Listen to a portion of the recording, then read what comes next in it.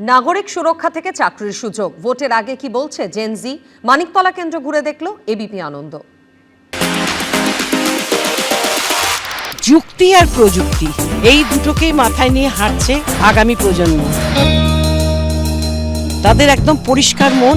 একটু খুঁচিয়ে খুঁচিয়ে জিজ্ঞেস করব আগামী দিন নিয়ে তারা কি ভাবছে। জেন জেড এই সরকারে কিছু দুর্নীতি হয়েছে, দুর্নীতি এগেনস্টে কোনো পদক্ষেপ নেওয়া হয়নি, এরকমও নয়। এফেক্ট পড়ছে না, এত কারি টাকা পাওয়া যাচ্ছে মন্ত্রীদের গার্লফ্রেন্ডদের খাটের তলা থেকে, তারপরেও কোনো এফেক্ট পড়ছে না। যারা এই দুর্নীতির মধ্যে যুক্ত তাদের বিরুদ্ধে পদক্ষেপ নিয়েছে। চাকরিও নেই, আর চাকরি থাকলে কোয়ালিটি অফ ওয়েজ সেটাও নেই। এখানে পাওয়া যাচ্ছে না বলাটা ভুল, করলেই চাকরি রয়েছে। মানুষ এখানে তো কাজ করে খেটে খাচ্ছে। যে যেরকম পড়াশোনা করবে, শিক্ষার দিক থেকে যে যতটা খাটতে পারবে সে সেই হিসেব করে কাজবাজ পাবে।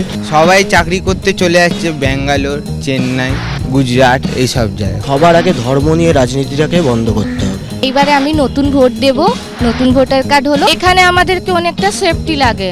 সবাই তো সরকারি চাকরি করতে পারবে না, এটা বাস্তব। আমার যদি 1000 টাকা করে ঘরে আসে, তা আমরা ওইটার মধ্যে কিছু না কিছু করতেই পারবো। প্রাইভেটাইজেশনের তো একটা বিষয় আছে, যেটা দুই সরকার মিলে অত্যাধিক পরিমাণে বাড়িয়েছে, যেটাকে এখন সেই রেশিওটা অনেক কমে গেছে। আমরা তোমাদের মুখের দিকে তাকিয়ে বসে আছি। জেন জি তারা কি ভাবছে, তারা আজকের পরিস্থিতি নিয়ে ঠিক নির্বাচনের আগে কি ভাবছে? তৃণমূলের নেতা হলে বলতে গেলে দুর্নীতি। দুর্নীতি কখন কোন জিনিসটাকে আমরা বলবো, যে জিনিসটা প্রুভেন। দুর্নীতি এভাবেই চলতে থাকবে এবং পশ্চিমবঙ্গ আস্তে আস্তে মেরুদণ্ড ভাঙতে থাকবে, ক্ষয় হতে থাকবে। আমার কোনো এক্সপেকটেশনই নেই যে আমি চাকরি পাবো, কারণ আমি আলটিমেটলি সব হোপ ছেড়ে দিয়েছি। আমি এখানে থেকে যেভাবে পড়াশোনা করে এগোচ্ছি, সেখান থেকে আমি আশা করি এখানে আমি ভালোভাবে একটা জব পেয়ে যাব। নারী সুরক্ষা বলতে তো কিছু নেই, নারীদের টোন টিটকিরি থেকে শুরু করে সবকিছু আমাদের সহ্য করতে হয়। আমি রাত 10টার সময় বা 11টার সময় ঘরে ফিরলে আমার তো কোনো প্রবলেম হয় না। চাকরি আমরা পাচ্ছি না, টাকা দিলেই আমরা চাকরি পাবো। আমি দেখতে পারি আমাদের কলেজে কোনো ক্লাস হয়, ফাইন্যান্সিয়ালি টাকা দিয়ে পড়তে চান, তাহলে নিশ্চয়ই আপনি পাবেন। এত মানুষ, এত স্টুডেন্ট পড়ছে একটা ইউনিভার্সিটিতে, নিশ্চয়ই এর ফিউচার আছে কিছু। ইমিগ্রেন্টসরা আসতো আমাদের পশ্চিমবাংলায়, এই বাংলায় চাকরি খুঁজতে, কিন্তু এখন কি হচ্ছে, এখন আমরা পশ্চিমবাংলা থেকে দূরে যাচ্ছি। কর্মসংস্থান রাজ্যে অবশ্যই আছে, যদি কাজ নাই থাকতো তাহলে কিন্তু উত্তরপ্রদেশ, বিহার থেকে মানুষ কিন্তু কাজের জন্যই বাংলাতে ঘাঁটি কাটতো। আমাদের যদি পেছনে কোনো নেতা মন্ত্রী থাকে তাহলে আমরা ইজিলি চাকরি পেয়ে যাবো, ইজিলি আমরা কলেজে অ্যাডমিশন পেয়ে যাবো। দুর্নীতিটা কিন্তু প্রুভেন নয়, সেক্ষেত্রে আমি কিন্তু আমার মতামত দিতে পারবো না যে ওটা দুর্নীতি। এই রাজ্যে এখনো অবধি আমার চোখে দেখা কোনো নেতা মন্ত্রী নেই যে একে আইডল বলে মনে করতে পারি। নেতা হিসেবে যদি আইডল হিসেবে যদি বলতে হয় তাহলে একজনের কথাই বলবো, অভিষেক ব্যানার্জি।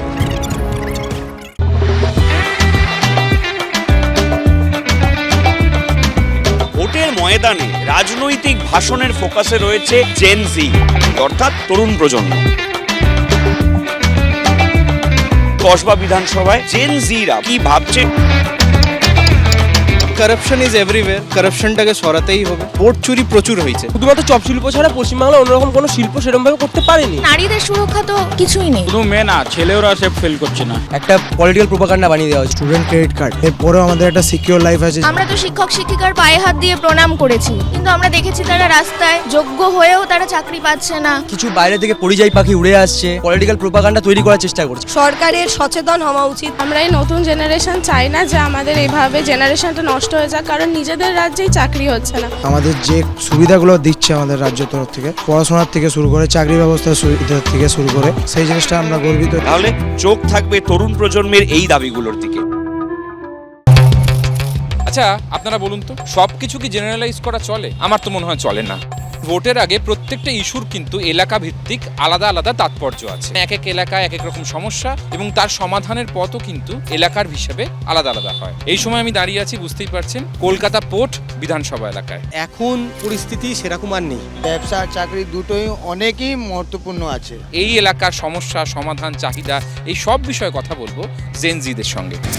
কোন কোন বিষয়গুলো মাথায় রেখে ভোট দিতে যাবে? কে বেশি এফর্ট দিচ্ছে আমাদের লাইফস্টাইলটা আরো কমফোর্টেবল করতে, আরো বড় ভাবে ওটাকে ডেভেলপ করা যেতে পারে। আমাদের কর্মসংস্থান নেই, আরো বেশি জবস ক্রিয়েট হতে পারে। সবই भी एक तरफ चोर है। চাকরি নিয়ে আমরা দেখেছি টিচার স্ক্যাম হয়েছে, खासकर बंगाल में जितना घोटाला होता है ना, यही होता है और कहीं नहीं देखने मिलेगा। দুর্নীতি তো ডেভেলপমেন্টকে আটকে দিয়েছে। थोड़ा सा राजनीति बहुत गंदा टाइप का चल रहा है। চাকরিও আছে, ব্যবসাও আছে। बहुत सारा कंपनियां चले गया। ইয়াং ছেলে বলুন, সবাই কাজ করছে, কে ব্যবসায় করছে।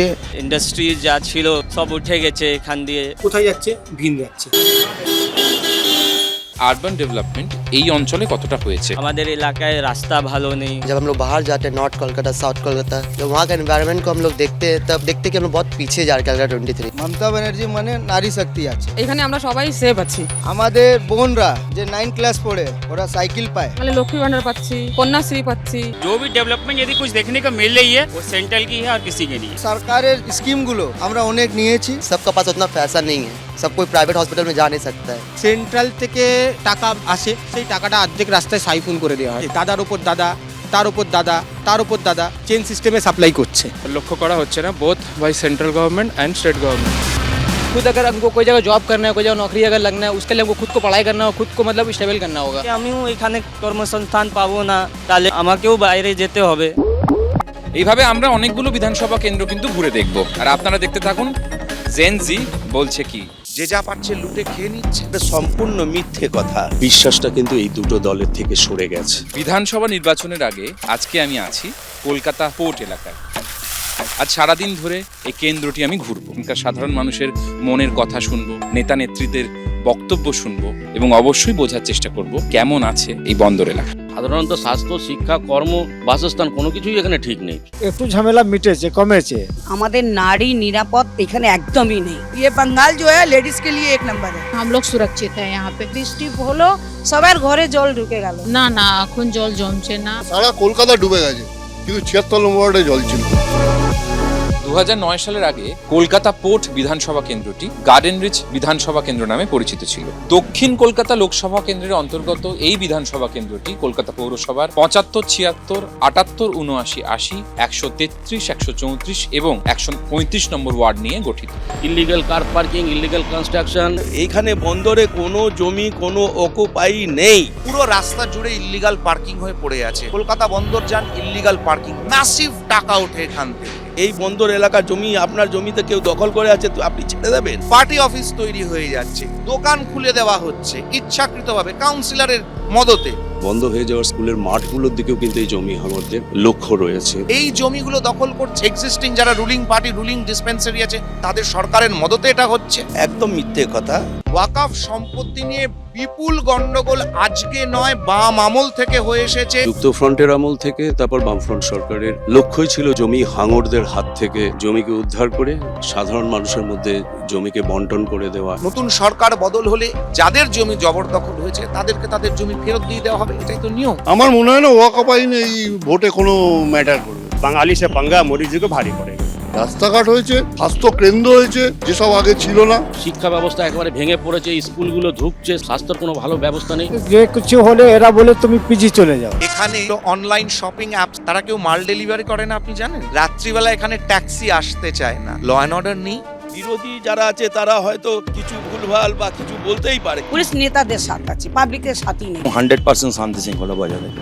আমরা রাজ্য হিসেবে ক্রমশ পিছিয়ে পড়ছি মানুষকে আইনি সহায়তা পাইয়ে দিতে। বাংলা মিডিয়াম স্কুলগুলো ধুঁকছে, আমাদের বাচ্চারা পড়তে পারছে না। যেখানে যাবেন যার কাছে জিজ্ঞেস করবেন, কেউ একটা লোক দাঁড়িয়ে বলতে পারবে না কি জল পাই না, আলো নেই, তাদের নিকাশি নেই, তাদের রাস্তা নেই।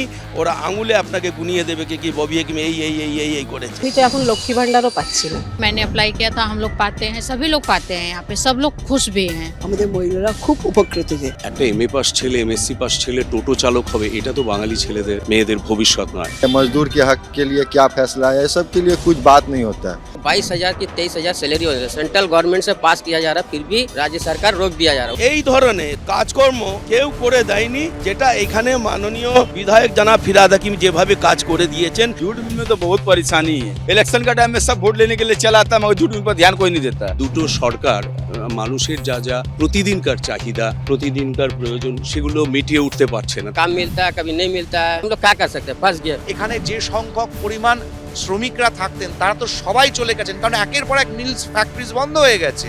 আমাদের সরকার তৈরি হলে আমরা এটাকে রিভাইভ করব। মানুষের কাছে পয়সা নেই, মানুষকে কিভাবে দুটো পয়সা দিয়ে সাহায্য করা যাবে, কাজ দিয়ে সাহায্য করা যাবে, সেগুলো দেখা দরকার। তাদের প্রয়োজনের ভিত্তিতে নিজেদের কর্মসূচি আগামী দিনে আমরা মানুষকে কি দিতে পারি, আমরা যে লক্ষ্মী ভাণ্ডার বন্ধ করব না, মানুষের ন্যূনতম চাহিদাগুলো যে মানুষকে পৌঁছে দিতেই হবে। যারা এখানে কাজ করছে তাদের Aadhaar card, voter card, PAN card, ব্যাংকের খাতা সব কিছু আছে। গোটা বিএনআর চত্বর হাঁটুন, ডান দিক বাঁ দিকে যে বস্তিগুলো দেখতে পারবেন, এগুলো সমস্ত রোহিঙ্গা বস্তি। বিজেপি শাসিত রাজ্যগুলোতে কিন্তু আমরা অনেক সময় দেখেছি বাংলাদেশি তকমা দেওয়া হচ্ছে। যারা ধরা পড়ছে তাদের অধিকাংশই হচ্ছেন বাংলাদেশি, বাংলাভাষী, পশ্চিমবঙ্গের নন। यहाँ नहीं चलेगा, यहाँ दीदी है, गलत होने देगी नहीं। রাজ্যের সাধারণ মানুষ জানেন যে বামপন্থীরা ধর্ম নিয়ে খেলা করে না।